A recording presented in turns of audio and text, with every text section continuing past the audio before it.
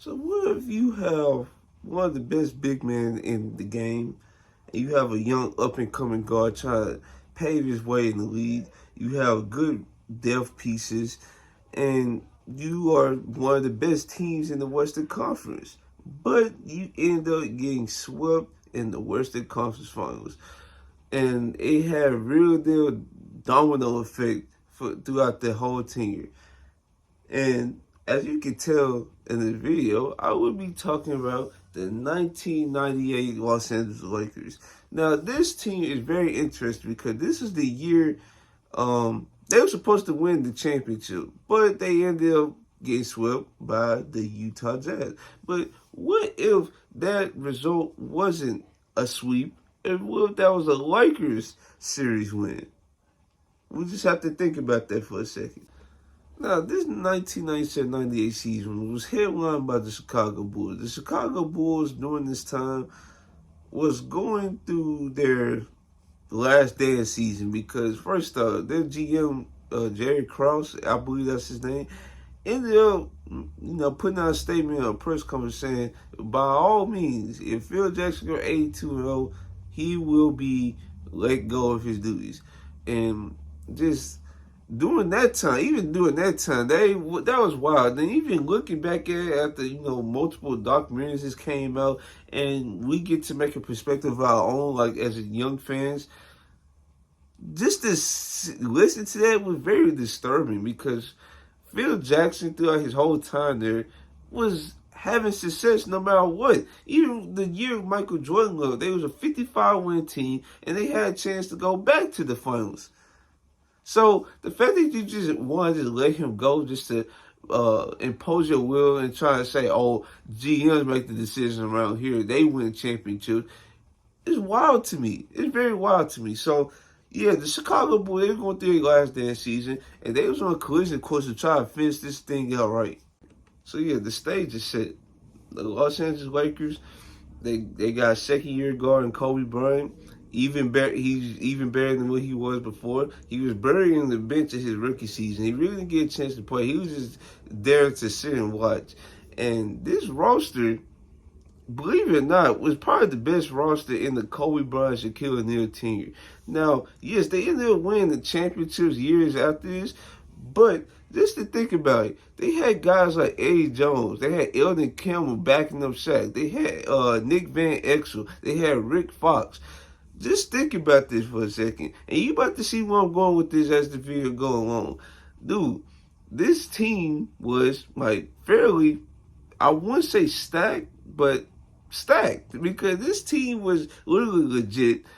The only problem was Shaq health. Like, he was missing like a ton of games this season. But despite that, they still won 60 games.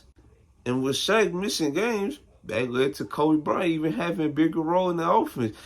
He even had a couple games where he looked like a real deal star out there. He even had a game versus the Bulls, I believe December 17th, where he had 33 points. Now, they did lose by 21 to the Bulls, but they also did not have Shaq that game, so they really couldn't have a presence, that the Bulls could actually focus and pay all their attention to.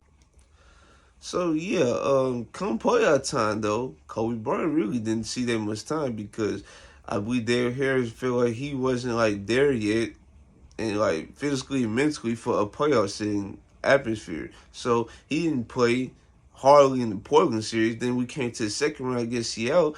He didn't play in 2 games. And then the third round versus Utah, he definitely didn't want to use it against Utah since the Utah Jazz really just came off a finals appearance and they were one of the most experienced teams in the field that they played. And yeah, he felt like he wasn't ready. So, and then we go down the list, they ended up getting swept. So, and now I'm here to talk about the alternate universe. If the Lakers didn't get swept, they keep their 60 wins. They I want to say breeze through the field because they was like kind of inexperienced team. But they go through the field. They beat the Utah Jazz. And let's say the Chicago Bulls and the Lakers meet in the finals. Now, folks always have this hypothetical with, or what if Hakeem Olajuwon and Michael Jordan was playing at the same time when Hakeem was peaking, and the Bulls had to deal with a post presence like Hakeem? Bro, just imagine the Chicago Bulls having to deal with a post presence like Shaq. During this time, the Chicago Bulls really didn't have a good big man that was gonna make it tough on them at all. Like their best big man was probably like Luke Longley. Who? I think he was like average at best. And when the Chicago Bulls actually did face post-up threats and Charles Barkley in '93 and Mr. 32 in Utah, they had to put Scottie Pippen on both of those guys, because Scottie Pippen, he was quick enough to handle the speed of them, and then he was strong enough to handle them, backing them down. So yeah, Luke Longley on Shaq, I believe Shaq could easily won that match. And that really came down to how Nick Van Exel and Eddie Jones were fared, because Kobe Bryant, like I said, he wasn't like a part of the rotation during the playoffs. So it had to come on to those two and Rick Fox winning their matchups. So, yeah, I talked about the offensive end. Also, they had Robert Horry, but, he was just a role player. He just hit the big shots when that shit. But, yeah, I talked about the offensive end, but let's talk about the defensive end. Now, Rick Fox, I believe he can hold his own against Scottie Pippen, because Rick Fox, he was, definitely a positive defender on that end. And Scottie Pippen really wasn't even a threat, even against the Utah Jazz and the Supersonics. Like, after the second three-peat, Scottie Pippen just wasn't the same player no more. So, and then we go on to Michael Jordan, Eddie Jones. Now I'm going to point you to the clip of what Michael Jordan said about Eddie Jones. Savvy defensive player, so quite naturally you have to pay attention to him. You have to be very cautious with the ball and make sure that you don't put it out there where he can come out and steal the ball. I have to rank him right up there with one of the good defenders in the league.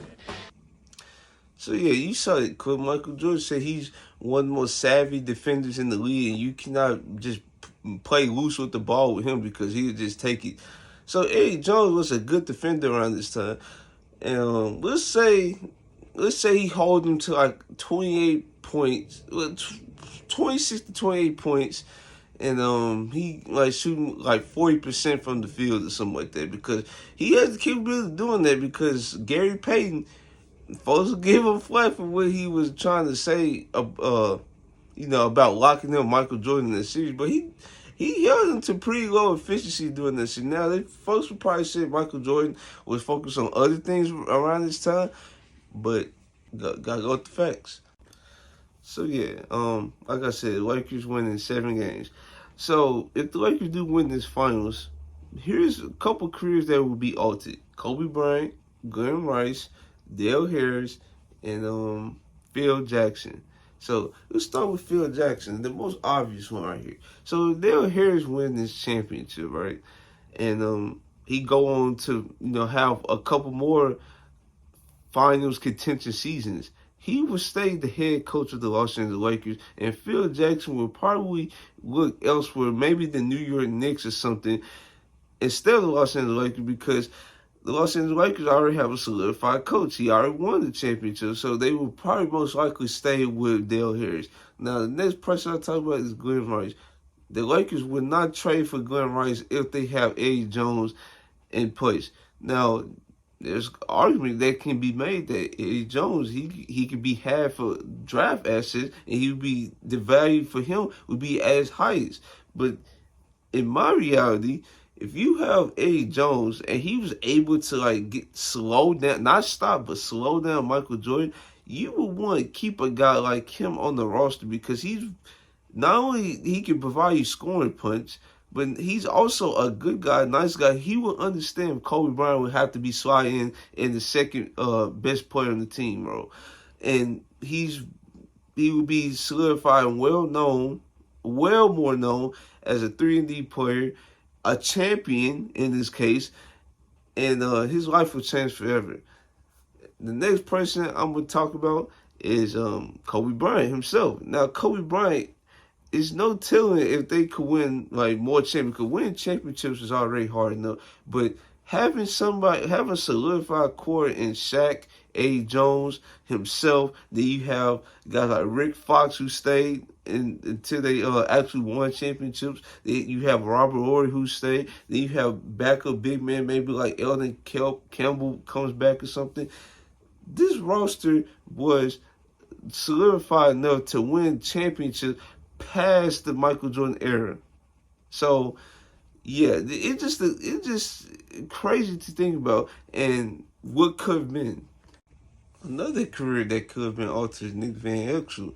Now, Nick Van Exel, like during his actual career, he wasn't fortunate enough to be on a team that actually won a championship. Now, he was on the team the year before the Lakers actually won a championship. The reason why they got rid of him because Shaq didn't appreciate how Nick Van Exel was doing something in the hole, basically saying 1, 2, 3 Cancun. And Shaq wasn't trying to be around loser vibe like that. So he talked to Phil Jackson, he talked to Jerry West, and he just wanted him up out of there. And so Nick Van Exel really didn't get an opportunity to win a championship. But he made this team, or in teams he's been on, more dynamic. Just imagine if he could win a championship with the Lakers. Folks would give him even more attention than what he gets now. And it's very crazy to think about because he's one of the most skillful six men. Even can give you starting man. I feel like he's like a Jason Terry in sorts, where he can give you buckets as a starter, and he can definitely give you buckets as a six man. So this is a huge one right here because if this person ended up losing this championship, it would send a huge butterfly effect on the rest of the league and all-time rankings today. So let's go ahead and talk about Michael Jordan. Now, Michael Jordan, he would end his career with 5 championships, and his record in the finals would have been 5-1. And folks would not view that record as highly as 6-0 because, man, if you talk to anybody, they just 6-0. He was 6-0 in the finals. Just 6-0. 6-0. Imagine if he would have lost that one championship. Folks would not be he was 5-1. He was 5 because Kobe Bryant is 5-2 in finals, and nobody cares to even bring that up. It just when you're flawless, don't have no flaws in your record, it tends to bring more attention to it. Because Bill Russell even won championships. He was 11. I forgot what was the record of his finals record, but I know he won 11 championships, and nobody talks about it for no reason. I don't get it all. But yeah, back to Michael Jordan.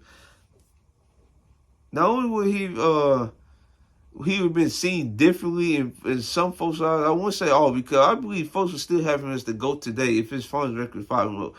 He would definitely be viewed a little bit differently than what he is now. And Scottie Pippen, he definitely would have been viewed differently because we wouldn't hear him being in superstar talks. Nobody views Scottie Pippen as a superstar. Yeah, you can bring up a clip of not Scottie Pippen, but Charles Barkley saying he's a top 5 player in the world. Any player can hype up any player any day of the week. It's just the way it goes. Every player thinks players are still in their primes when they're clearly on the downside of their career. But that's just how the brotherhood works. Yeah, Scottie Pippen, if you would wet the bed in those finals, the criticism would have been heavy, especially the constant trade demands, the constant the back and forth with him and his GM publicly. Folks would not like that too much, and then to actually finish your career like that in Chicago, I would feel bad. And then and then folks view Scottie Pippen as this Michael Jordan right here, and this is Scottie Pippen. This is how they was viewed. In my opinion, I go a little bit down on Scottie Pippen. This is what I think how it was and how it should have been viewed. But folks, try to have revisionist history, and they try to change it up. And I'm not going for that. So yeah, those are my thoughts on that. That's the butterfly. The butterfly effect of what could have happened if the 1997-1998 Lakers actually could have won a championship. So yeah, let me know if you guys like this video. Like, comment, subscribe. And this is your boy Trail, and I'm out. Let me know what team I should do next.